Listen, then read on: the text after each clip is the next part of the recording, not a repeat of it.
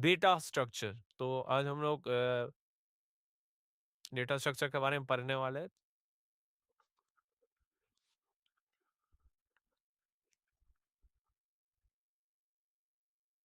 Data structure, तो data structure होता क्या है? Data structure is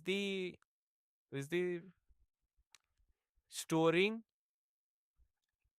and arranging a large amount of data, a set of data, तो इसको होता है डेटा स्ट्रक्चर। तो अब इसको सर से समझते हैं, तो डेटा स्ट्रक्चर होता क्या है? तो डेटा स्ट्रक्चर ये होता है कि स्टोरिंग, या फिर यहाँ पर हम लोग ऑर्गेनाइजिंग लिख सकते हैं, ये बेस्ट वर्ड होगा, अरेंजिंग नहीं। Storing and organizing a set of data और managing a set of data। अब मान लो मेरे पास बहुत ज़्यादा अमाउंट डेटा है। फॉर एग्जांपल मैं एक एम्प्लॉय का एक सैलरी लेता हूँ, एक्स का एम्प्लॉय इतना रुपीज़ है, 100 रुपीज़ है। एक्स कंपनी का ये एम्प्लॉय है, X1 मान लेते हैं, और दूसरा X2 है, यहाँ पर इसका सैलरी 150 है। ये Y1 है, Y जो है दूसरा कंपनी, और Y1 represents the salary of a particular, ये जो है 50 है। Y2 है मेरा 60 है। यहाँ पर जो है X3 है जो मेरा, यहाँ पर जो है वो सिर्फ 12 है। यहाँ पर Y4 जो है, यहाँ पर Y3 जो है, यहाँ पर जो है वो है रुपीज़ कुछ 75। तो हम लोग इस डेटा को कुछ कर नहीं सकते, सिर्फ ही हमारे पास एक साइड ऑफ फिगर के बारे में पता है कि एक कंपनी में एक पर्सन का सैलरी कितना है, बस इससे। तो इसको हम लोग एक स्टोर करेंगे, ऑर्गेनाइज करेंगे। तो ऐसे जो होता है लार्ज अमाउंट ऑफ डेटा जो होता है, हम लोग कोई भी कंप्यूटर लैंग्वेज या फिर कोई भी हम लोग सॉफ्टवेयर रन करते हैं, तो एक बहुत ज़्यादा ही large amount of data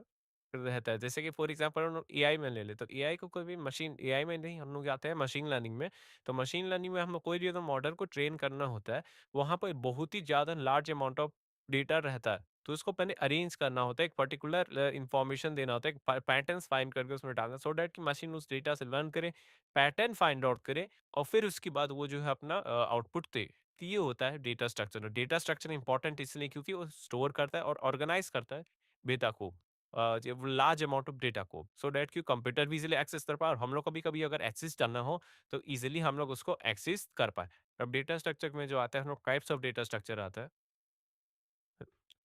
data structure के टाइप्स होते हैं। डेटा स्ट्रक्चर, तो एक होता है प्रिमिटिव,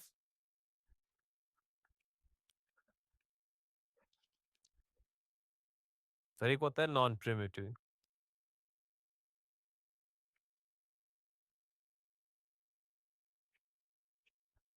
प्रिमिटिव में जैसे हम लोग ले लेते हैं, जैसे कि कैर हो गया, कैर मतलब कैरेक्टर डेटा स्ट्रक्चर, या फिर यहाँ पर हम लोग ले इंट ले ले, इंटीजर, या फिर यहाँ पर हम लोग फ्लोट ले ले, या फिर यहाँ पर हम लोग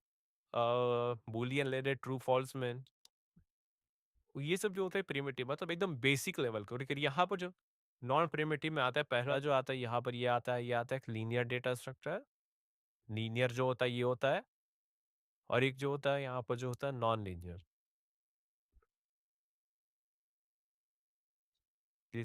लीनियर और नॉन लीनियर, देखो ये तो हम लोग को समझ आ रहा है कि इंटीजर, इंटीजर मतलब कोई भी नंबर, फ्लोट मतलब कोई भी माय, फॉर एग्जांपल डेसिमल के बाद नंबर को जो दिखना है। कैरेक्टर मतलब ABCD। बुलियन मतलब ट्रू या फॉल्स, जिसे में 0 या 1 में ही जो है डील करेगा। तो अगर हम लोग समझे कि लीनियर डेटा स्ट्रक्चर और नॉन लीनियर डेटा स्ट्रक्चर, तो अगर हम लोग बात करते हैं लीनियर डेटा स्ट्रक्चर।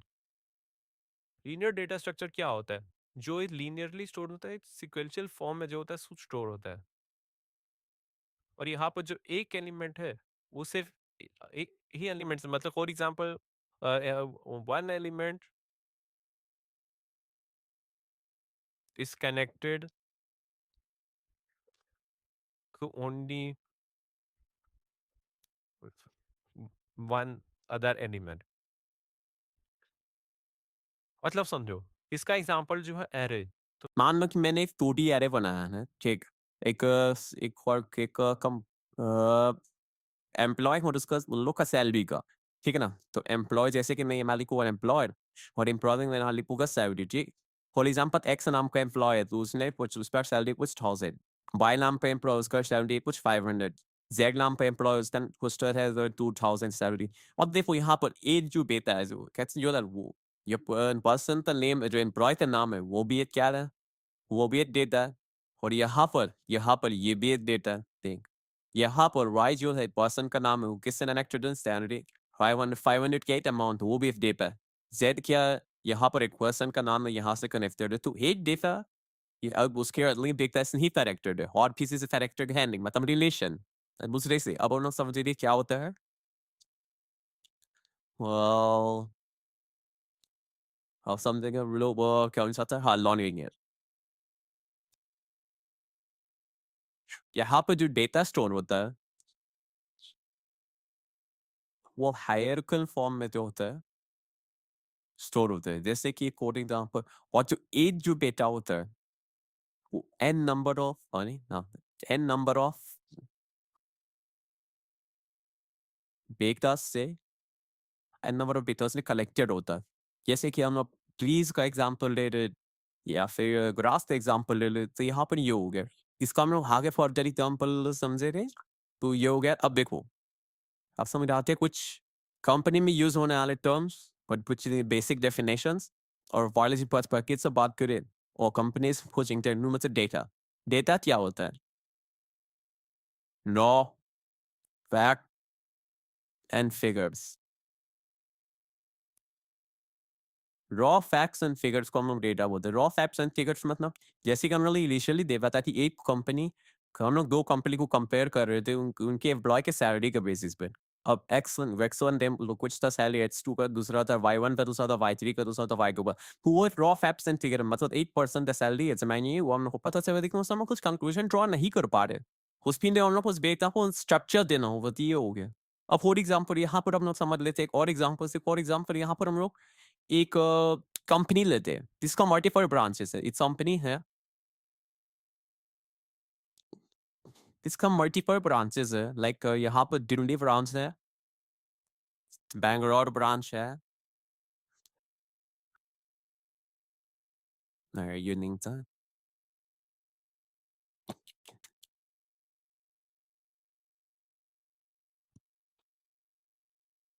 फिर इसके बाद ओले ब्रांच है और फिर उसके बाद यहाँ पर हम ले देते हैं एक और मुंबई वाला ऑफिस है मुंबई में भी है ठीक है समझते हैं अब उस ब्रांच अब एक कंपनी में एक और चीज सेक्शन होता है कि यहाँ पर जो कंपनीज में होता है एक आईटी डिपार्टमेंट होता है एक होता है फाइनेंस डिपार्टमेंट और अदर ऊपर प्रोडक्ट कंपनी है वहाँ पे कंटेंट डिपार्टमेंट भी होता है कंटेंट लाइन मार्केटिंग कंटेंट हटाते हैं मार्केटिंग डिपार्टमेंट हाँ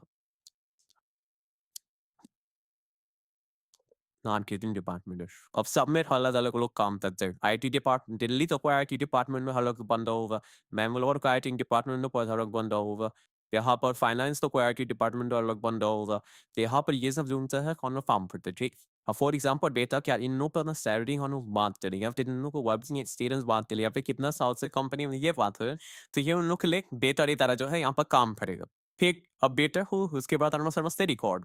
रिकॉर्ड होता क्या नहीं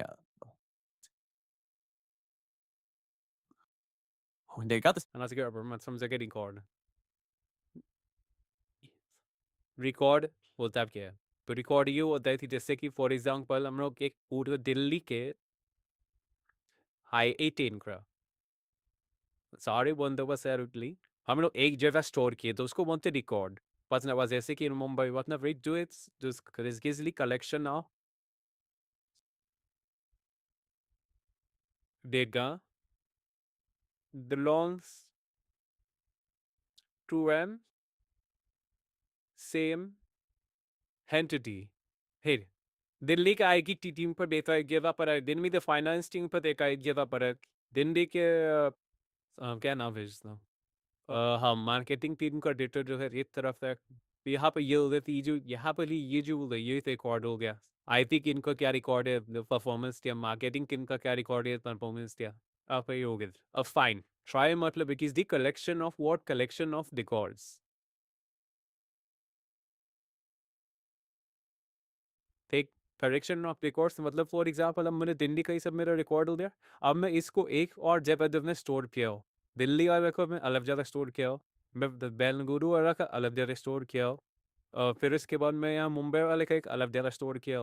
पुणे वाले थे एक अलग जगह स्टोर किया। जहाँ जहाँ मुझे बोल रहा है मैंने अलग जगह स्टोर किया, तो जैसे कि फॉर एग्जाम्पल मैं समझता हूँ, तो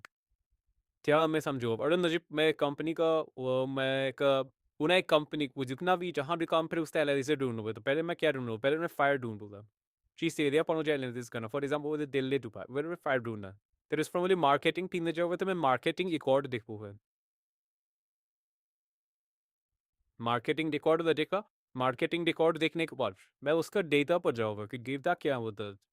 कि डेटा होगा क्या, और उस पर डेटा मतलब इंडिविजुअल मैं समझू क्या हो रहा, पैटर्न्स आइडेंटिफाई करूँ वो कहाँ मिस्टेक्स होती है, ऐसे करना चाहते हैं, ठीक है। फिर ऐसे चलेगा, और फाइल्स के बाद मैंने आ गया रिकॉर्ड पे वीडियो ले, फिर इसका रहा हूँ फर्दर कंटिन्यू करेंगे।